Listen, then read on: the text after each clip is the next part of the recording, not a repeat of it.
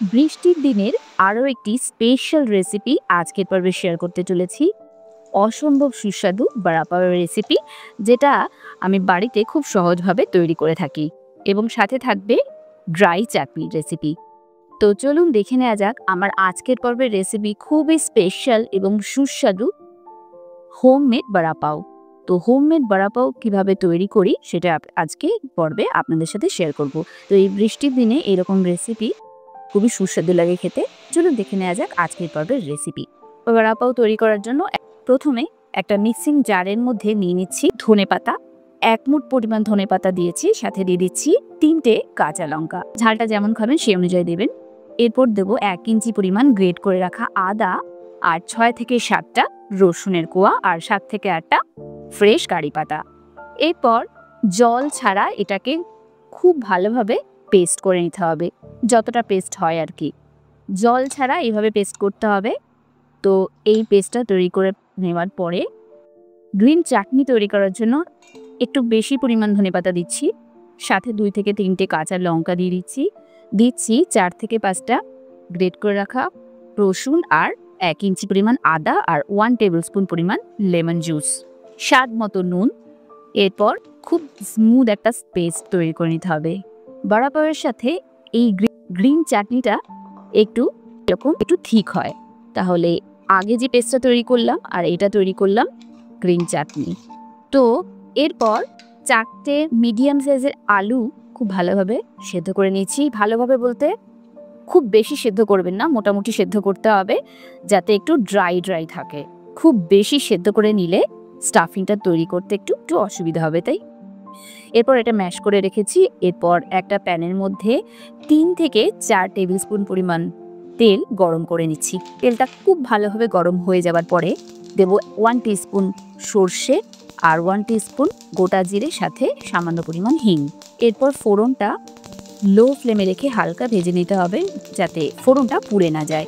এরপর দেব 6 থেকে 7টা ফ্রেশ কারি পাতা। এরপর এগুলোকে হালকা করে ভেজে নেব। এরপর যে গ্রিন পেস্টটা প্রথমে তৈরি করেছি সেইটাতে অ্যাড করে দিচ্ছি। এরপর হালকা করে লো ফ্লেমে রেখে পেস্টটাকে হালকা ভেজে নিতে হবে। এটা ভেজে নেওয়ার পরে এতে অ্যাড করব 1 টিস্পুন পরিমাণ হলুদ গুঁড়ো। এটাও লো ফ্লেমে রেখে ভাজবো, কালারটা খুব ভালো আসবে এতে। এরপর দেব সেদ্ধ করে রাখা আলুটা দেবার পরে স্বাদ মতো দিয়ে দেব নুন।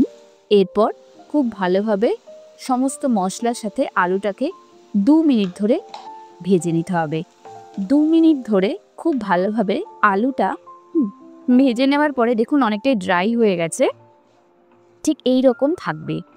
এরপর নামানোর আগে 2 টিস্পুন পরিমাণ লেবুর রস দিয়ে দিচ্ছি।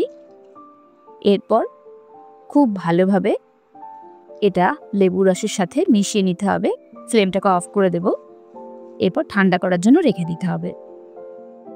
এরপর বেসনের ব্যাটার তৈরি করার জন্য এখানে 1 কাপ বেসন নিয়ে নিচ্ছি, সাথে দিচ্ছি হাফ টিস্পুন পরিমাণ জোয়ান, এতে হজমের সুবিধা হবে। এরপর দেব স্বাদ মতো নুন, আর 1 টিস্পুন পরিমাণ হলুদ গুঁড়ো, এতে কালার ভালো আসবে। এবং সমস্ত উপকরণ বেসনের সাথে প্রথমে ভালোভাবে মিশিয়ে নিতে হবে, যাতে চারিদিকে মশলাগুলো ছড়িয়ে যায়। এরপর খুব ভালোভাবে বেসনের সাথে এগুলো মিশিয়ে নেওয়ার পরে এতে অল্প অল্প করে জল দিয়ে ব্যাটারটা তৈরি করতে হবে। বেশি পরিমাণ জল একসাথে দিয়ে দিলে কিন্তু ব্যাটারটা একটু লাইট হয়ে যাবে, তাতে কিন্তু কোট করতে অসুবিধা হবে। সেই কারণে অল্প অল্প করে জল বেসনের মধ্যে দিয়ে এইভাবে এটাকে ফেটিয়ে নিতে হবে। খুব ভালোভাবে বিট করলে এতে লাম্পস থাকবে না একদম। দেখুন খুব ভালোভাবে বিট করে নিচ্ছি, যাতে এতে কোনো লাম্পস না থাকে। তো ঠিক এই রকম ঘনত্ব থাকবে। এটা না খুব বেশি থিক, না খুব বেশি লাইট। তো এটাকে 30 মিনিটের জন্য অবশ্যই ঢেকে রাখতে হবে। 30 মিনিটে রাখা কিন্তু খুব জরুরি। ঠিক 30 মিনিট পর এটাকে আরও একবার মিক্স করে নিচ্ছি। দেখুন ব্যাটারটা ঠিক ঘনত্বটা এরকম থাকবে। এরপর এই ড্রাই চাটনিটা তৈরি করার জন্য প্রথমে ডিপ ফ্রাই করার জন্য একবারে যতটা তেল দরকার ততটা গরম করে নিচ্ছি। খুব ভালোভাবে হাই ফ্লেমে রেখে গরম করে নেওয়ার পরে একটা বেসনের ভুজিয়া তৈরি করতে হবে। তার জন্য যে বেসনের ব্যাটারটা তৈরি করেছিলাম সেটাকে অল্প অল্প হাতে নিয়ে ঠিক এইভাবে চারিদিক দিয়ে আঙুল দিয়ে ছড়িয়ে নিতে হবে। আর এক্ষেত্রে কি হবে, এর যে টেম্পারেচারটা একটু অ্যাডজাস্ট করে নেবেন। যদি খুব বেশি গরম হয়ে যায় তাহলে কম করে মিডিয়াম করে দিতে হবে, আর খুব বেশি ঠান্ডা হয়ে গেলে আবার একটু হাইতে করে নিতে হবে। এইভাবে বেসনের ভুজিয়াগুলোকে মিডিয়াম ফ্লেমে রেখে এরকম গোল্ডেন ব্রাউন করে ভেজে নিতে হবে। দেখবেন যেন পুড়ে না যায়। এতে গোল্ডেন ব্রাউন করে ভাজলে কি হবে, চাটনির কালারটা খুব ভালো আসে, একটু মুচমুচে হবে। দেখতেই পাচ্ছেন ঠিক এইরকম ভাজার পরে এগুলোকে একটা মিক্সার গ্রাইন্ডার জারের মধ্যে ট্রান্সফার করে নিচ্ছি। যতটা তৈরি করেছিলাম এরকম হাফ কাপ মতো হয়েছে। আর সাথে 7 থেকে 8টা রসুনের কোয়া এরকমভাবে হালকা করে ভেজে নিতে হবে। ঠিক যেভাবে আমি ভাজছি এইভাবে ভেজে নেবেন এই ঝাঁঝরির মধ্যে রেখে। এরপর এটাকেও তুলে নিয়ে ওই জারের মধ্যে দিয়ে দিচ্ছি। একটা প্যান ভালোভাবে গরম করে নিই। হাফ কাপ পরিমাণ এখানে ভাজা বাদামি নিয়ে ইউজ করছি, জাস্ট একটু গরম করে নেব। আর সাথে দেবে একটা গোটা শুকনো লঙ্কা, এটাতে ফ্লেভার ভালো আসে। যদি আপনি ঝাল না খান তাহলে এটা না দিলেও চলবে। এরপর ভালো করে বাদামগুলো গরম হয়ে যাওয়ার পরে এটাকেও মিক্সার গ্রাইন্ডার জারের মধ্যে দিয়ে সমস্ত উপকরণ একটু হালকা ঠান্ডা করে নিতে হবে। 6 থেকে 7 মিনিট পর এতে স্বাদ মতো নুন দিয়ে দিচ্ছি, আর 1 টিস্পুন পরিমাণ কাশ্মীরি লঙ্কার গুঁড়ো দিচ্ছি, আর 1 টিস্পুন গোটা জিরে দিয়ে খুব ভালোভাবে এটাকে সেমি ফাইন একটা পাউডার তৈরি করে নিতে হবে। একবারে ঘোরাবেন না, অল্প অল্প করে ঘোরাবেন, দেখবেন এরকম একটা ড্রাই চাটনি তৈরি হয়েছে। তো ড্রাই পিনাট গার্লিক চাটনি কিন্তু একদম রেডি সার্ভ করার জন্য। এবার এই যে আলুটা তৈরি করে রেখেছিলাম সেটা এতক্ষণে ঠান্ডা হয়ে গেছে। এবার ঠিক এইভাবে এরকম হাতের সাহায্যে একটা করে এইভাবে গোল গোল বলের মতো আকার তৈরি করতে হবে। এক হাতে অথবা 2 হাতে নিয়ে এরকম গোল গোল করে এক একটা তৈরি করতে হবে। প্রত্যেকটা সেম সাইজের তৈরি করতে হবে। আরও একটা দেখিয়ে দিচ্ছি ঠিক এইভাবে। তো আপনি চ্যাপ্টা করেও তৈরি করতে পারেন, গোল করেও তৈরি করতে পারেন, আপনি যেমন খুশি তেমন শেপ দিতে পারেন। তো এইভাবে গোল গোল করে সমস্ত তৈরি করে ফেললাম। এরপর ব্যাটারে দেওয়ার আগে ব্যাটারটা আরেকবার একটু ভালোভাবে মিশিয়ে নিচ্ছি। দেখুন এটা কিন্তু অনেকটাই ঠিক হয়ে গেছে। তো এবার এই যে ডিপ করলাম একটা করে আলু, এবং তারপর দেখতে পাচ্ছেন ঘনত্বটা ঠিক এইরকমই হবে। এবার ব্যাটারটা দিয়ে এই যে হাতের উপর তুলে এরকম একটু হালকা করে এগুলো এক্সট্রা যে ব্যাটারটা সেটা আমি ফেলে দিচ্ছি, যাতে এক্সট্রা কোট না হয়ে যায়। আর গরম তেলের মধ্যে ছেড়ে দিতে হবে। দেখুন খুব সাবধানে ছাড়বেন যেন আঙুলটা আবার ডুবে না যায়। যারা প্রথমবার করছেন খুব কেয়ারফুলি এক একটা বড়া তেলের মধ্যে ছাড়বেন। তো তেলটাকে প্রথমে হাই ফ্লেমে খুব ভালোভাবে গরম করে নিলে এরপর বড়া ছাড়ার সময় আপনি মিডিয়ামে করে নিলে তারপর মিডিয়াম হাইতে নিয়ে ভাজলে বড়াগুলো কিন্তু খুব বেশি তেল অ্যাবজর্ব করে না, মানে বড়ার গায়ে খুব বেশি তেল লাগে না। এতে কি হয়, আপনি ডিপ ফ্রাই করলে বড়াগুলো খুব মুচকুচেভাবে তৈরি হয় আর গায়ে একটু তেল থাকে না। তো এই জন্য প্রথমেই তেলটাকে খুব ভালোভাবে গরম করে নিতে হবে এবং তারপর মিডিয়াম হাইতে রেখে এগুলোকে হালকা হালকা করে উল্টে পাল্টে ভেজে নিতে হবে। তো একবারে সমস্ত বড়া দিয়ে দেবেন না, একটার গায়ে একটা লেগে যেতে পারে। তো সেই একটু ফাঁকা ফাঁকা করে দেবেন যাতে বড়াগুলো উল্টাতে সুবিধা হয়। তো এখানে আরও একটা বড়া দেওয়ার জায়গা আছে যেহেতু, তো একইভাবে আমি এটা এইভাবে চামচের সাহায্যে দেখাচ্ছি, চামচের সাহায্যেও আপনি করতে পারেন। তো এইভাবে ব্যাটারটা দিয়ে তো এইরকম পাশে এনে এক্সট্রা ব্যাটারটা ফেলে দিয়ে দেখুন ছেঁকে নিচ্ছি, দিয়ে এরকম তেলের মধ্যে ছেড়ে দেবেন। এতে কী হবে, হালকা হালকা করে ভাজবেন, এরকম হালকা গোল্ডেন ব্রাউন করে ভেজে নিলেই 6-7 মিনিটের মধ্যেই ভাজা হয়ে যায়। যেহেতু ভেতরটা সেদ্ধ করাই আছে, বাইরের এই বেসনের কোটটাই ভেজে নিতে হবে। তো হয়ে গেছে আমার গোল্ডেন ব্রাউন করে ভাজা। এবার একটা একটা করে বড়া এইভাবে তুলে নিয়ে নিচ্ছি। তারপর এটাকে খুব ভালোভাবে ছেঁকে নিচ্ছি, এক্সট্রা তেলটা ঝরে যাবে। একইভাবে আরও যে কটা রয়েছে সে কটাও আমি তেলের মধ্যে দিয়ে দিচ্ছি এবং একইভাবে ভেজে নিতে হবে গোল্ডেন ব্রাউন করে। আর পাশে যে ভুজিয়াগুলো তৈরি হচ্ছে এগুলোও তুলে নেবেন, এগুলোও কিন্তু সার্ভ করার জন্য লাগে।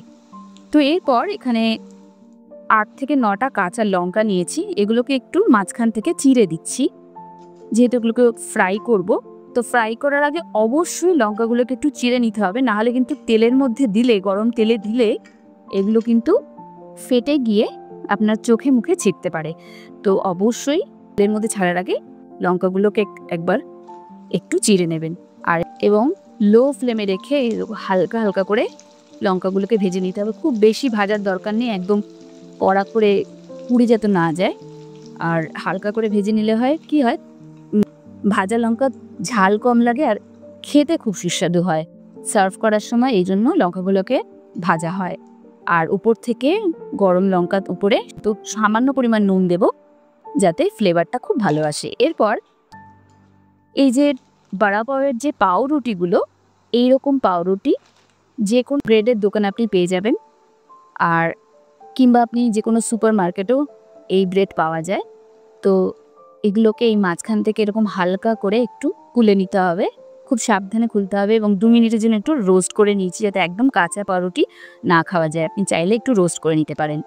এরপর সার্ভ করার জন্য মাঝখান থেকে এইরকম হালকা করে খুলে নিয়ে যে গ্রিন চাটনিটা তৈরি করেছিলাম তার মধ্যে এটা গ্রিন চাটনিটা দিয়ে, আর এই যে ড্রাই যে রসুন আর বাদামের চাটনিটা তৈরি করেছি সেটা দিয়ে, তার মধ্যে একটা বড়া দিয়ে, আর এই যে লঙ্কাটা ভেজে রেখেছি একটা করে লঙ্কা এই দিয়ে দিলেই রেডি হয়ে যাবে এই বড়া পাও।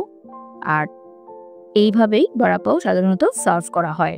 আরও একটা দেখিয়ে দিচ্ছি, একইভাবে এর মধ্যে গ্রিন চাটনিটা দিতে হবে। এতে আপনি মিষ্টি চাটনি, যে কোনো মিষ্টি চাটনি ইউজ করতে পারেন। আর এরকম 2 দিকে চাটনিটাকে ছড়িয়ে দিয়ে আর উপর থেকে এরকম ড্রাই যে চাটনিটা তৈরি করেছি সেটা দিয়ে, এরপর একটা করে গরম গরম বড়া মাঝখানে দিয়ে আর একটা ভাজা কাঁচা লঙ্কা দিয়ে রেডি হয়ে যাচ্ছে বড়া পাও, হোমমেড বড়া পাওয়ের রেসিপি।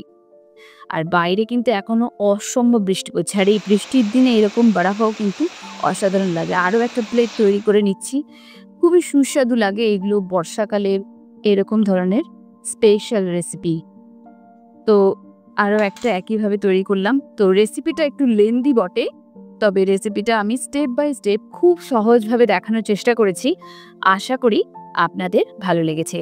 রেসিপিটা কেমন লাগলো অবশ্যই আমাকে কমেন্ট সেকশনে জানাবেন এবং রেসিপিটা অবশ্যই বাড়িতে একবার ট্রাই করে দেখবেন। রেসিপিটা ভালো লাগলে আমার ভিডিওটিতে একটা লাইক দিয়ে দেবেন এবং সকল বন্ধুদের সাথে শেয়ার করবেন। আপনি যদি আমার চ্যানেল মনের ফ্লেভার্সে প্রথমবারের মতো ভিজিট করেন, তাহলে অবশ্যই চ্যানেলটিকে সাবস্ক্রাইব করবেন এবং পাশে থাকা বেল আইকনে ক্লিক করে দেবেন, যাতে পরবর্তী রেসিপিগুলো আপনি দেখতে পারেন। ভালো থাকবেন, সুস্থ থাকবেন। আগামী পর্বে আবারও দেখা হবে নতুন নতুন এইরকম ধরনের ইউনিক রেসিপির সাথে। ততক্ষণের জন্য নমস্কার।